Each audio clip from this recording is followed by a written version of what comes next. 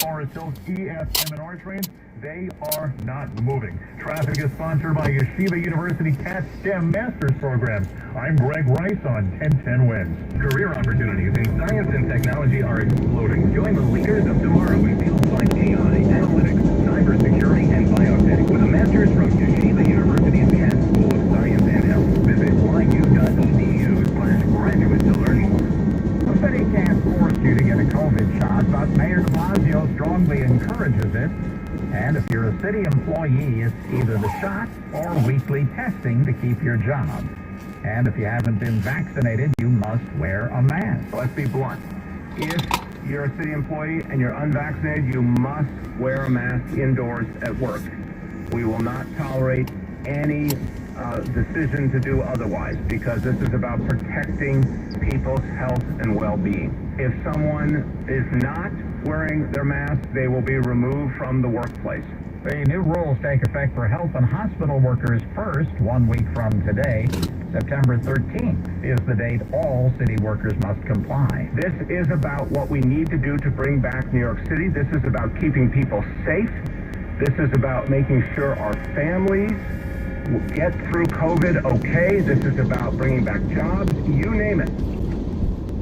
Henry Garrido of DC 37 says the health of city union workers is critical, and he encourages all workers to get vaccinated, but he also says these new rules need to be negotiated with city unions.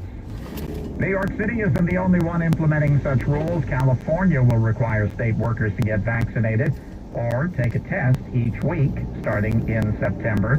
And the Department of Veterans Affairs will require all its medical employees to get the vaccine. Governor Phil Murphy is pointing to the latest COVID data in urging New Jersey residents to get vaccinated. Of the nearly 32,000 COVID-positive hospital admissions reported between January 19th and July 12th, more than 99% have been of unvaccinated individuals. New Jersey's 7-day average for confirmed positive COVID tests is now 697. That's up 67% from last week and almost 300% from last month. It's the highest it's been since May 18th.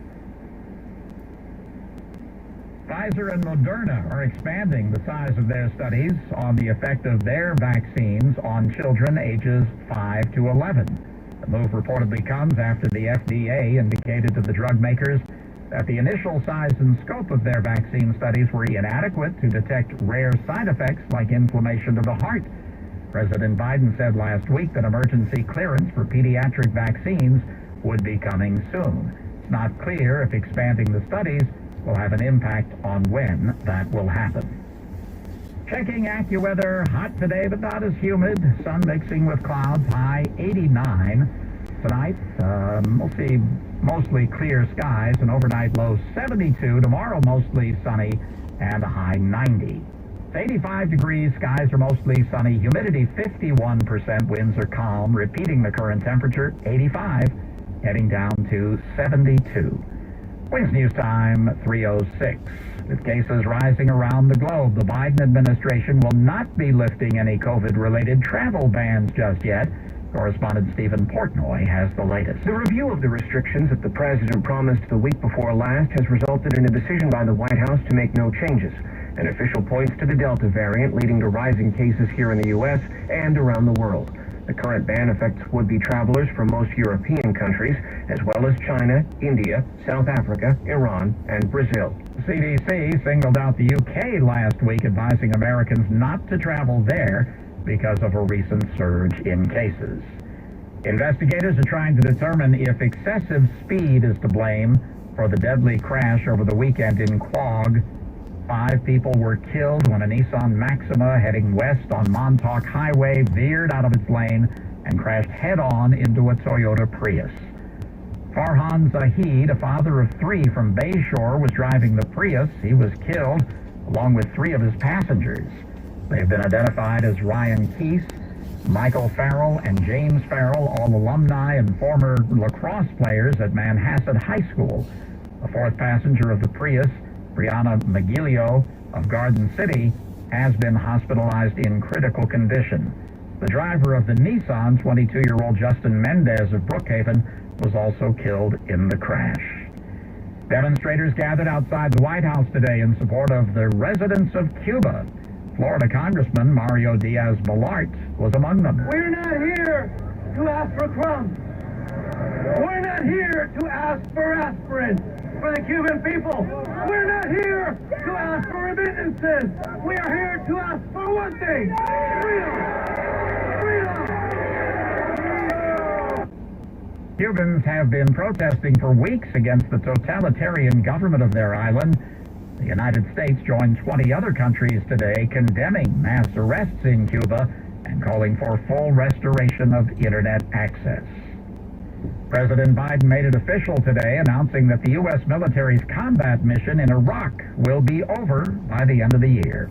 The announcement comes following his meeting at the White House with Iraqi Prime Minister Mustafa al-Kadhimi. The Americans have hidden for free and democratic Iraq. Today our nation is stronger than ever. Any American troops that remain in Iraq beyond the end of this year will serve as trainers and advisors only. Governor Cuomo announced today that the documentation requirements for the state's rent relief program are being relaxed for both tenants and landlords. The move comes as the state faces criticism over the program's slow rollout. The Cuomo administration has also set the goal of being up to date on all pending applications by the end of August. That's when the state's moratorium on pandemic-related evictions is set to expire. Wings News Time, 3:09. On the battlefield, there's a saying America's military men and women live by: never leave a fallen warrior behind, ever. Off the battlefield, Wounded Warrior Project operates with the same goal. Wounded Warrior Project was created to help our men and women returning home with the scars of war, whether those scars are physical or mental. Wounded Warrior Project. We never leave a fallen warrior behind, ever. Learn more about what we do at woundedwarriorproject.org. Staples Connect has everything you need for back to school at amazing prices. Right now, the TI-84 Plus CE graphing calculator is just $99.99. You save $55, our lowest price of the season. With savings like that, your student won't just be ready for school, they'll be first day of school pop quiz ready. It's showtime. Visit your local Staples store or staples.com/back-to-school today and get more than ready for back to school with amazing prices for everything on your list. Ends 8/1, limit 2 per customer, in-store only. The stock market update is sponsored by DigiHost, the environmentally sustainable blockchain technology company. Visit the future of blockchain at digihostblockchain.com. The Dow is up 63 points, NASDAQ gaining a fraction. Money Watch update coming up at 3:26. Big problems for the subways in Queens. Traffic and AccuWeather in 1 minute. Wins News Time 3:10. Suffering with knee arthritis pain and don't want surgery? Here's really good news. Research published in the Journal of Knee Surgery found that 3 of every 4 knee arthritis sufferers, even advanced or bone-to-bone, were able to avoid surgery for 7 years or longer using specialized non-surgical treatments. Now these procedures are available right here in the metro area. The physicians at NYC Pain MD use precision arthritis targeting technology and customized programs that feature FDA-approved lubricating formulas, along with platelet treatments, stem cells, even nerve blocks for damaged, painful joints, easing pain and improving mobility, and often helping patients avoid complex, stressful surgery. There's no need for scary or expensive hospitals. Go home with nothing but a 1-inch Band-Aid and little to no downtime. Insurances and even Medicare may cover the treatment. Schedule a free evaluation by calling 800-600-KNEE. That's 800-600-5633. 800-600-KNEE. Wins News Time 3:11. Now let's get to the bottom of those subway problems in Queens. Traffic and transit. Here's Greg Rice. Well, the long and short of it is, Larry, they lost power at Forest Hill 71st Avenue over Continental Avenue in Queens. So the EF/M&R trains, they can't go, which means neither can most people through Queens.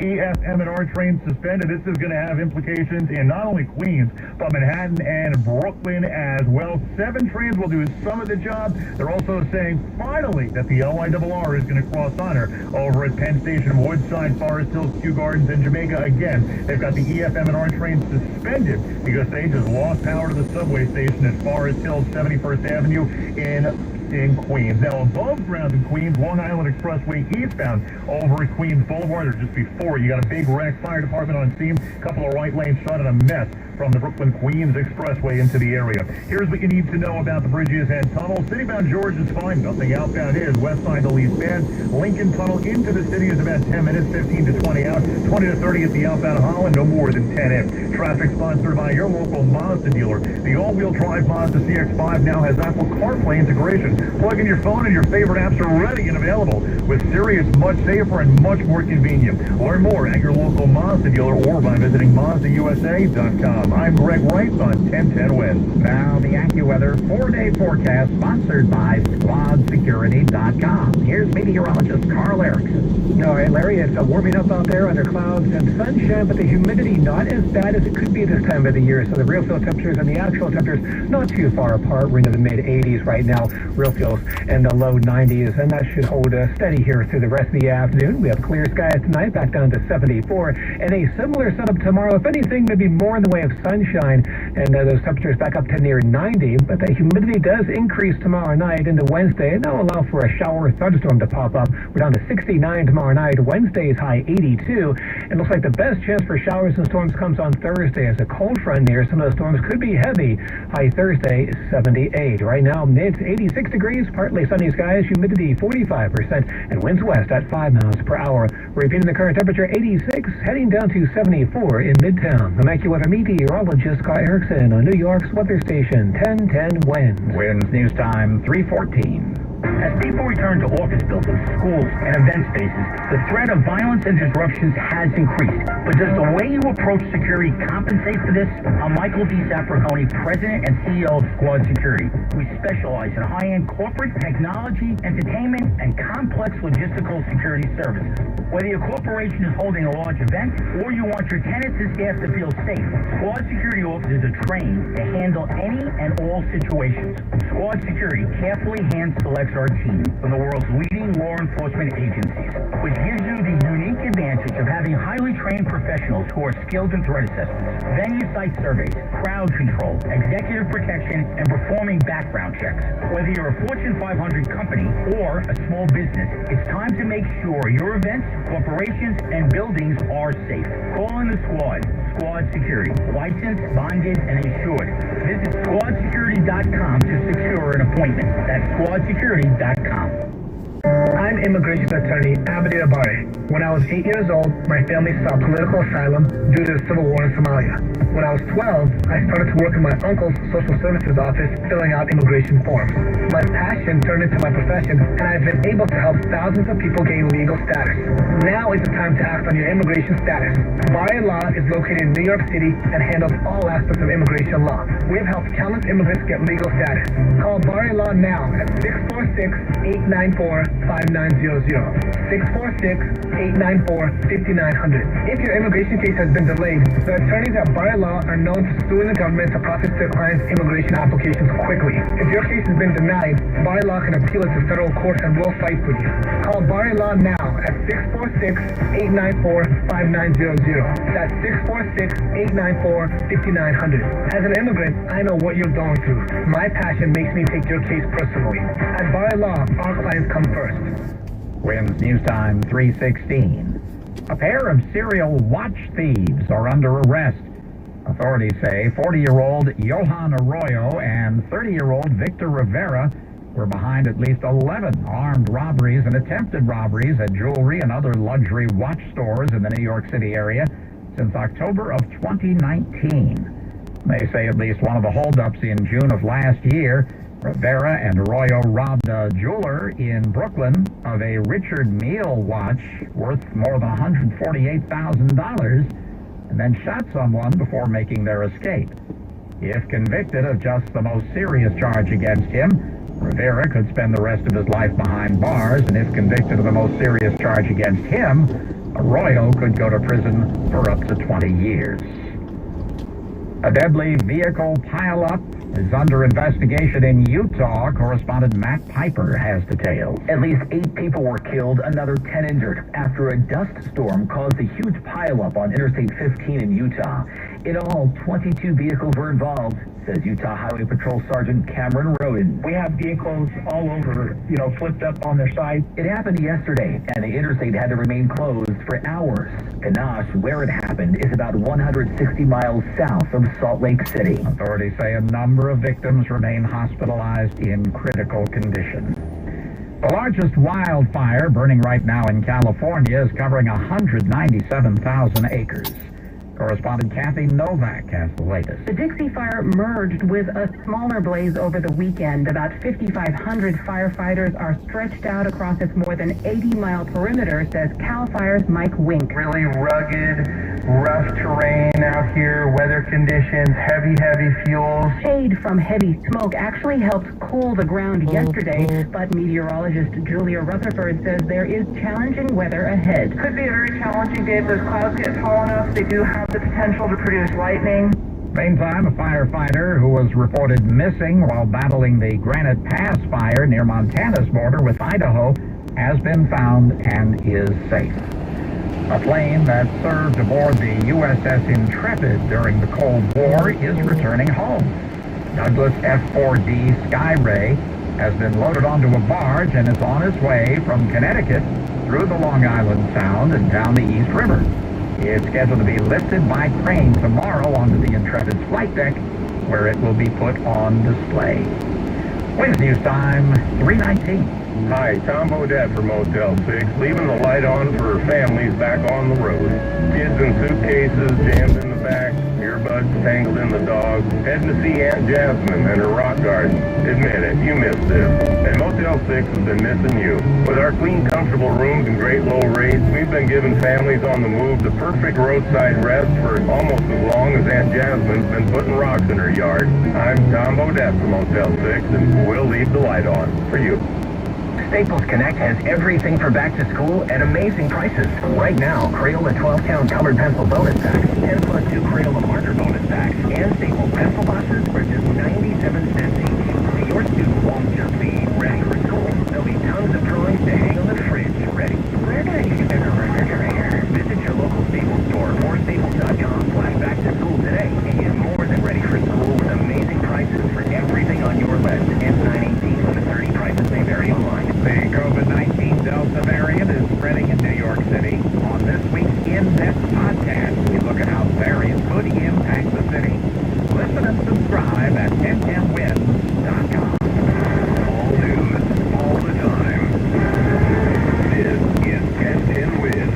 You give us 22 minutes, we'll give you the world. Good afternoon. It's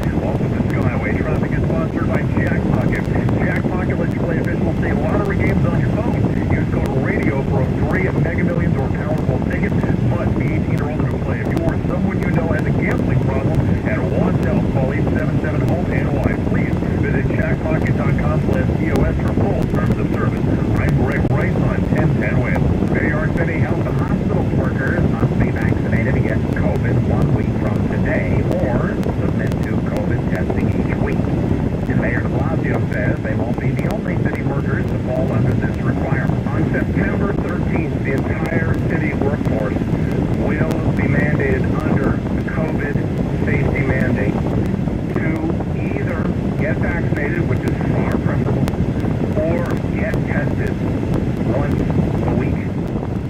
And the unvaccinated must wear a mask at all times. The whole city requirement coincides with the opening of city schools. This means, obviously, everyone who works in our schools, our educators and staff, it means the NYPD, the SDNY, it means all city agencies, it means people who work in offices and people who work on the front line, everyone. Because September is when the rubber hits the road, and this is when we have to make the difference, and so this mandate will be in place. The state of California is also putting a vaccine mandate in place for state employees and healthcare workers. Correspondent Alex Stone has the story. The case rate here in California tells the story. Among the vaccinated, there are just 2 cases of COVID per 100,000 residents. For the unvaccinated, there are 14 cases per 100,000. And now California will be mandating that state employees and healthcare workers be vaccinated. If they refuse, then they'll be subjected to up to twice-a-week COVID testing. The rules will be mandatory in August. About 62% of eligible Californians are fully vaccinated. The president is celebrating today's anniversary of a major bill signing in the United States. Correspondent Karen Travers has the story. President Biden marks the 31st anniversary of the Americans with Disabilities Act, interventing the White House Rose Garden. As a senator, Mr. Biden was a co-sponsor of this landmark legislation. He noted it was a bill brought forward by Democrats but signed by a Republican president, George H.W. Bush. The president calling the work on that bill personal, not political. We've made important progress. We still have work to do. We have to keep going to ensure that every single American has a chance to contribute their talents and thrive and succeed. And marking the ADA's anniversary, the president also applauded new guidance from the Justice and Health and Human Services Department, making it clear that symptoms of so-called long COVID can qualify as a disability under the law. The competition is about to increase again for yellow cab drivers in New York City, now that the rental company Rebel has been cleared to launch an app-based card service. Its executives say the plan is to start August 2nd. That's a week from today, with 50 Tesla SUVs available for rides on only 42nd Street in Manhattan. Mayor de Blasio had tried to limit the number of app cars allowed to operate in the city, but made an exemption for wheelchair-accessible vehicles and for electric vehicles like the ones made by Tesla. With news time, 3:26. Now Bloomberg Money Watch on 1010 Wins. Here's Joe Doniger. Hasbro has its eyes on the busy season, the holidays, and it's working now to try to make sure shipping bottlenecks don't cost it business. It's expanding its shipping operations, advancing its product sourcing to try to catch in on demand for Nerf blasters and Marvel superhero action figures. It's leaning full on its TV and movie production business to generate sales too. Right now, shares are up more than 12%. Amazon's Jeff Bezos wants to make a deal with NASA for his Blue Origin space company. He's offering to waive as much as $2 billion in payments over the next 2 years to get a government contract to come up with a human landing system for the moon. Blue Origin would also fund a test of NASA's lunar descent module to try to reduce the agency's risk. On Wall Street right now, we're seeing investors inch forward while they wait for some of the big tech companies to open their books on the last quarter. The Dow up 73, the Nasdaq 8, the S&P 9. Bloomberg Money Watch is 26 and 56 past every hour. I'm Joan Doniger for 1010 Wins. Now the Allergy Alert Forecast, sponsored by ENT and Allergy Associates. Look online anytime or call them today. You'll see them today. Today's outlook: medium, grasses, plantain, and nettle poppin'. What's the most trusted brand in the weather business? AccuWeather. That's easy. AccuWeather. Whenever, wherever, whatever we're in for, AccuWeather is the most trusted brand in forecasting, and you can only get it on one radio station. 1010 Wins. 1010 Wins. Here's Winner Team. 1010 Wins. Hi, it's Dr. Dave Cosby. Each morning, I review with care and concern a report of New Yorkers hospitalized due to COVID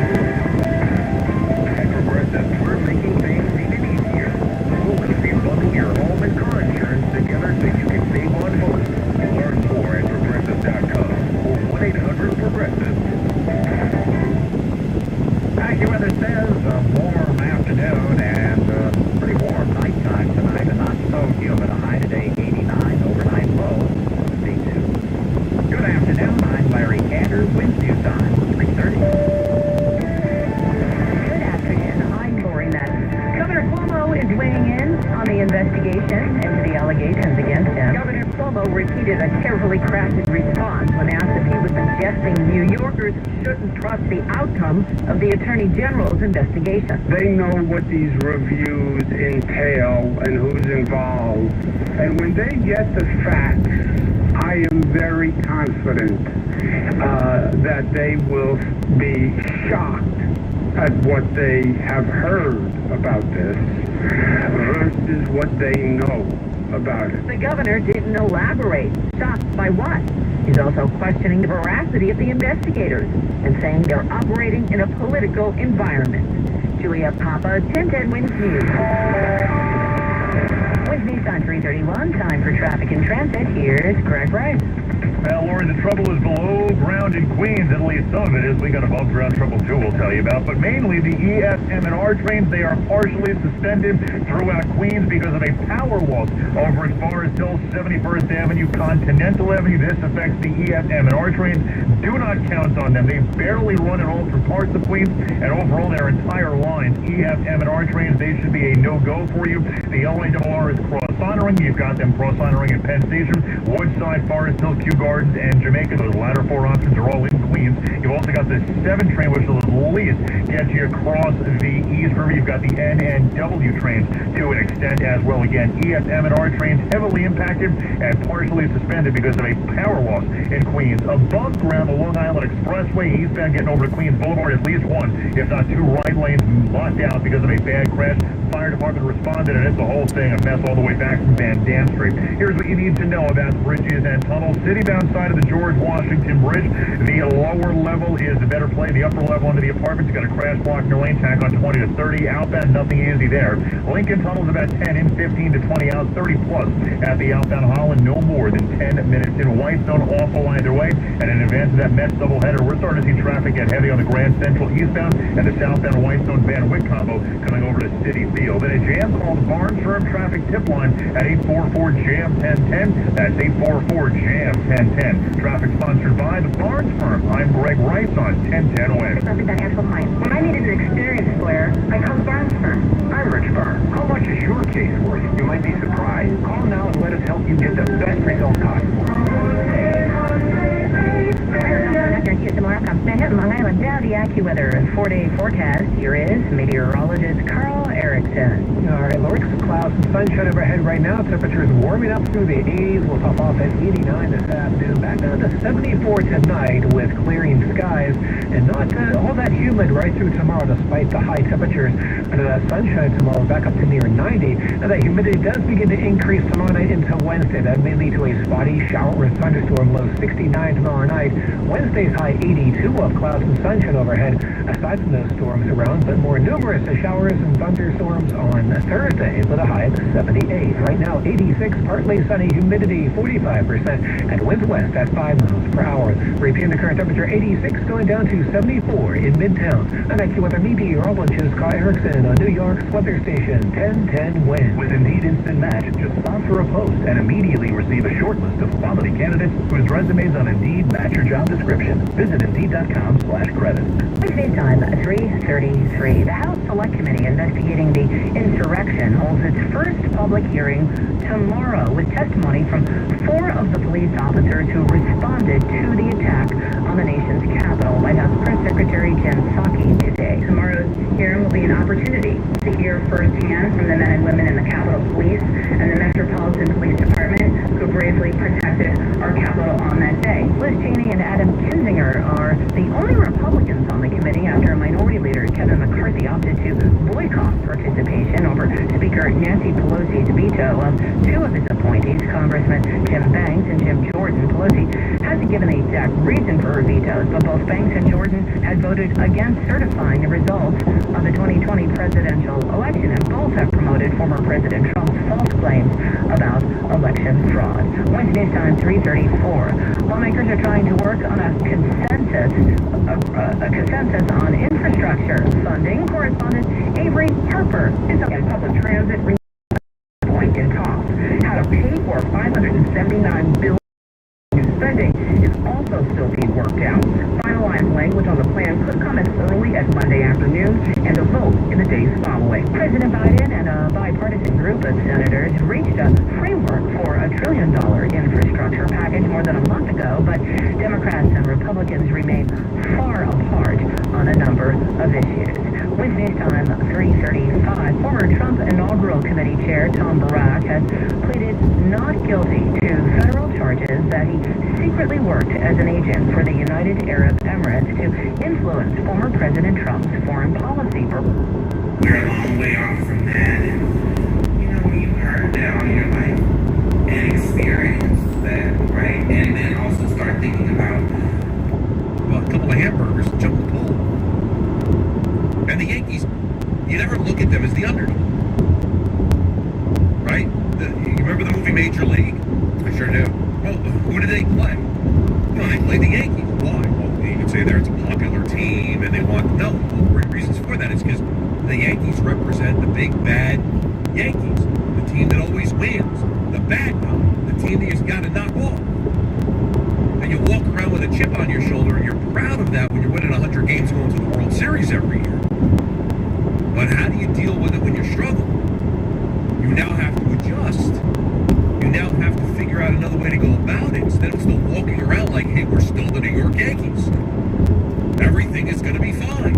Why wouldn't it be fine? It's always fine. But it's not now. And the fans aren't buying into it now. Because they've seen enough. So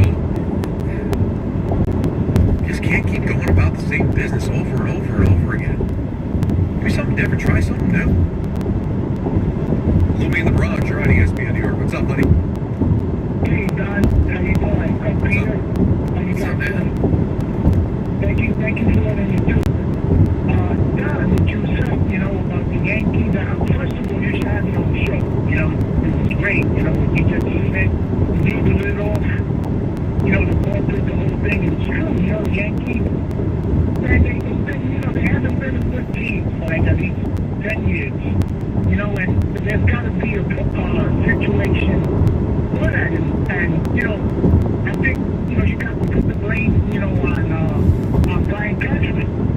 He keeps going about doing things the same way. This guy's got to change. And they got to get rid of him or something. He's like dried up. There's so much that you can do. Well, but here's what I'll say about that. And you brought up something very interesting, Louie, and thank you for the phone call, because I think you opened a door here that's very interesting. Like, Louie's instinct was to say they stunk over the last 10 years. That's not true. They've been very good. They've been a consistent playoff team. And as we mentioned, they won 203 games combined in 18 and 19. And in 2017, they're a game away from going to the World Series. All right? So they haven't been awful. But, Peter, this is what your fan base thinks you are. Is that you're going to win the championship every year. And you know why they think that? Because Brian Cashman sells them that. Brian Cashman says, we're not going to win a championship. We're in it to win more than one championship. We're talking about championships. Well, if that's the case, then you can't afford to be 9.5 games out of first place going into August. You can't have no championships since 2009. Not even a World Series appearance since 2009. All right? Now, the Mets would kill to have the decade that the Yankees have had. But that's not the way that it is. Their mission statement is to win a championship every single year. But the Yankees walk around like it's a fait accompli that we're going to be great and everything is going to be fine. And our general manager said, don't worry, because we're going to in it for the long haul and we're going to rattle off a bunch of championships. It's going to happen. And we're going to fire our manager because we think we don't think he can take us to the next level. Fast 4 years later, fast forward, those guys worked their tail off and they.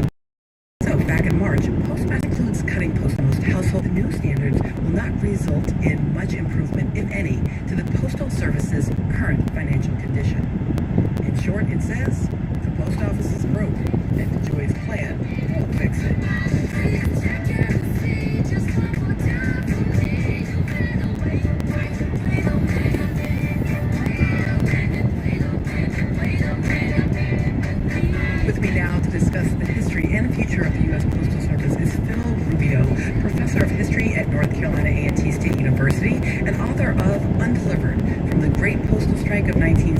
to the manufactured crisis of the U.S. Postal Service. Welcome to The Takeaway, Professor Rubio.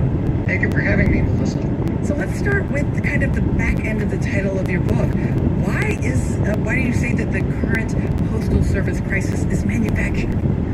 Well, the post office has always been a contradiction. You know, it's beloved, as you say, and it's always been a fundamental part of exports account for, I think the latest figures were $38 billion for last year. So you're getting a lot of money from that, but also that you are conceivably adding to the problem of climate change. Well, there's no doubt, I think, that Norway is a bit of a climate paradox, because on the one hand, of course, we are a major oil and gas producer. Production is going down. And on the other hand... I thought actually it was going back up again. Well, according to your official figures.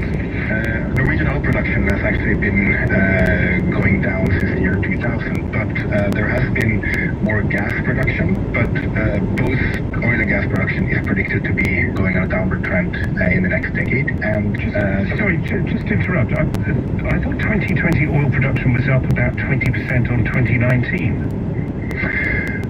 Well, I'm not sure of the exact figures of 2020 and 2019, but the long-term trend, at least, has been that oil production has been going down, but gas production has increased over the past couple of decades. But the total will be descending heading into 2030. Well, even though you're opening up new oil fields in the Arctic. Well, Norway does open new oil fields from year to year, but what we have seen is that we did open one big one 2 years ago now. But other than that, it's mostly small-scale production that has been opened up last couple of years. And in the Arctic, we have actually put new limits on oil and gas production so that the companies can't go as far north as they used to be able to go. But of course, these are political discussions in Norway where there is, I should say, considerable government, and it is a fair political discussion to be had. And just in terms of gas, again, correct me if I'm wrong, but I think you're the third largest exporter of natural gas in the world. Natural gas principally comprised of methane, which is about 90 times as efficient at trapping heat as a carbon. So that's pretty significant. Again, I hear what you're saying about how important it is that people such as you, climate change ministers, get together and pledge to hit tough targets. But if that is the case, as you describe it as an always paradox, if you are carrying on exporting that amount of natural gas, it's difficult to see. I don't think there is, as we have been for years now, invested heavily in getting fossil fuels out of the transport sector, for example. Every second car in Norway is in Norway. Yes, but the charge is that you're exporting the problem to the rest of the world.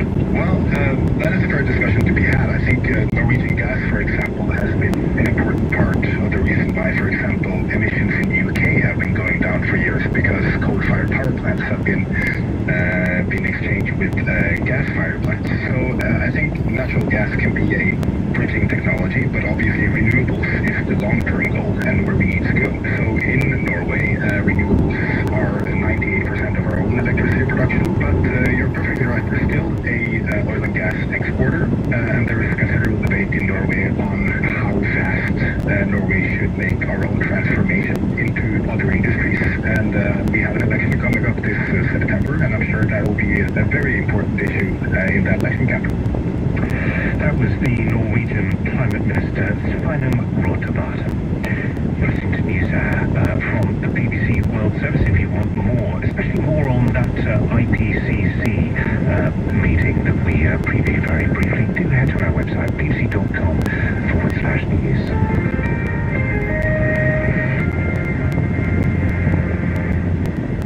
Distribution of BBC NewsHour in the U.S. is supported by Fidelity Wealth Management, helping clients develop a personalized plan to help grow and protect their wealth. More at fidelity.com/wealth. Investment minimums apply. Fidelity Brokerage Services, LLC. And Aspiration, a digital banking alternative designed for people who care about the environment. Customers can plant a tree with every swipe of their debit card to offset their carbon footprint. Aspiration.com/green. This week on The Experiment, what changes when we call an act of violence a hate crime?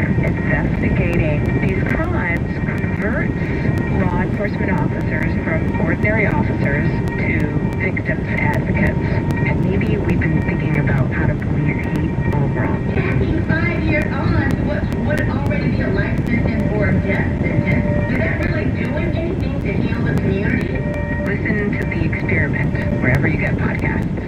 WNYC supporters include The Met, now on view, the new woman behind the camera, featuring rarely seen 20th century photos by pioneering women from around the world who embraced photography for professional and personal expression. More at netmuseum.org. At WNYC, we rely on listener support. But what exactly does that mean? Hi, I'm Lorraine with WNYC's Listener Services, and we talk to thousands of listeners and members every month, and that's what WNYC is all about. It's a partnership with you. You're at the heart of everything that we do. So thank you for calling, and thanks for listening. Show your support. Go to WNYC.org and click on Donate. This is AMA 20 WNYC, and you're listening to BBC's News Hour. Stay tuned for live coverage and analysis of the day's news from NPR and WNYC on All Things Considered at 4 o'clock. This is live from the BBC in London with me, Tim Franks.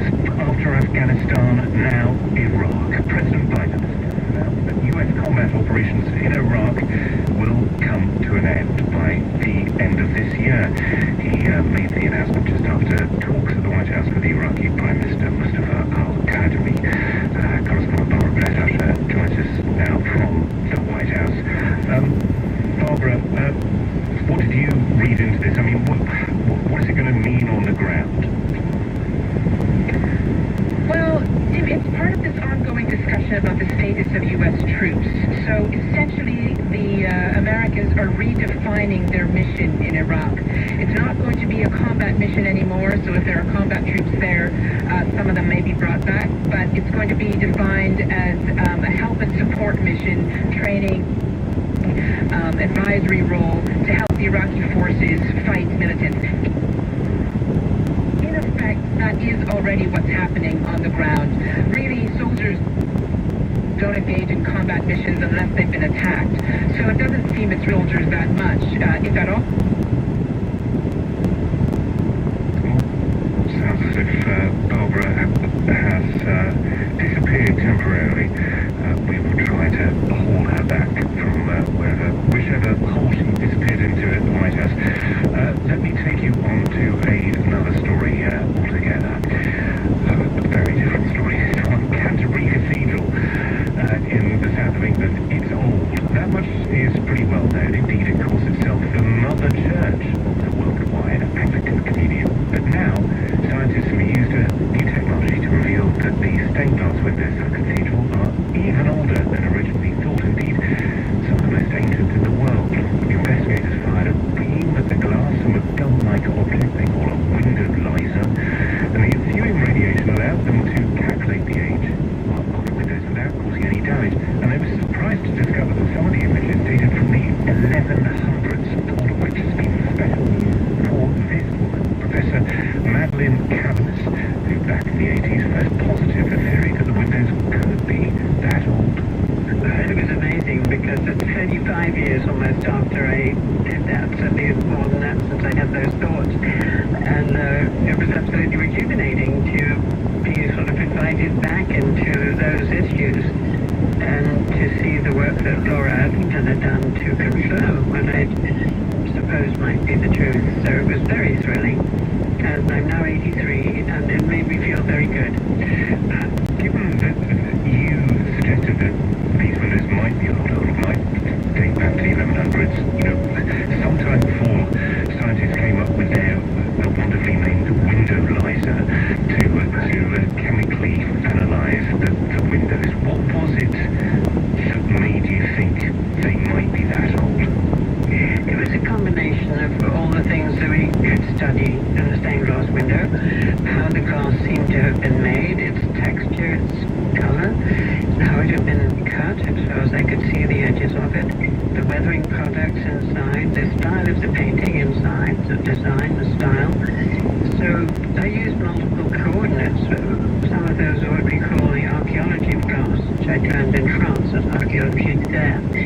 And the other coordinates is more normally art historical, which is to go back to the books and look at manuscripts, painted windows, painted ceilings, everything that might compare for a style. And those things all fell together for me. So, and the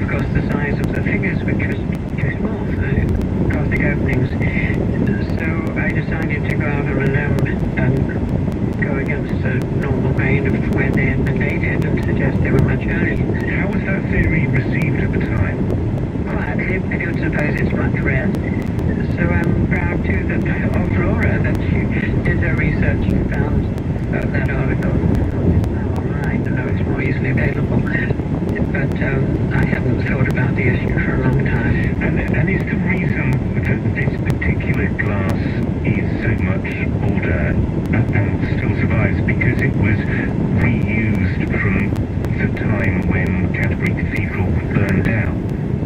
Absolutely, and that's not surprising because when the new architect arrived, they asked him to do a thorough study of the burned rubble, I suppose, and see what he could reuse. And at that time, he must have realized that these two windows could be salvaged. But for some reason, they waited until the last phase of putting glass into the new choir, about 1220, to incorporate these into a program of the ancestors of Christ. That's probably simply because some of the inscriptions have been preserved, so they fit into the sequence at that point. But the other aspect is that they're really important memorabilia. The Romanesque choir was famous. It was written about quite a lot in its own time for its splendid decoration. And of course, it's the choir that Thomas Becket knew, that he prayed in, that he would have birthed his Archbishop's throne. Just to remind our audience around the world, Thomas Becket was the Archbishop of Canterbury who was murdered in that cathedral. Exactly, in 1170, just after these windows, the earliest set of windows had been completed and the building completed. So it was a terrible loss to the monks and the community when it burned down. In fact, the monks described it as having to leave paradise, not to be able to sing in their choir anymore. And that would be partly because of its association with Saint was now a saint. Right, but these were the windows that he would have gazed upon. Yes. Yes, the only ones preserved from that era in the cathedral. Transport you from Canterbury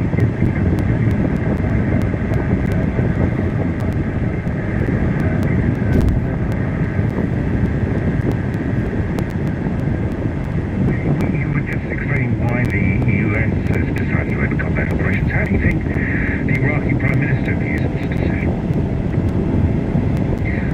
Well, the Iraqi Prime Minister has asked for this decision. He has made clear that he thinks Iraq doesn't need combat forces anymore, that Islamic State group has been defeated as it was like a counter-terror difference in terms of the number of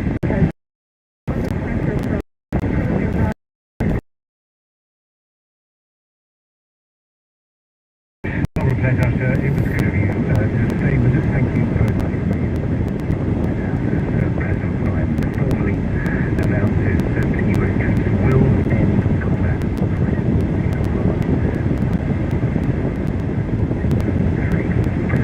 From you, Dad. Goodbye.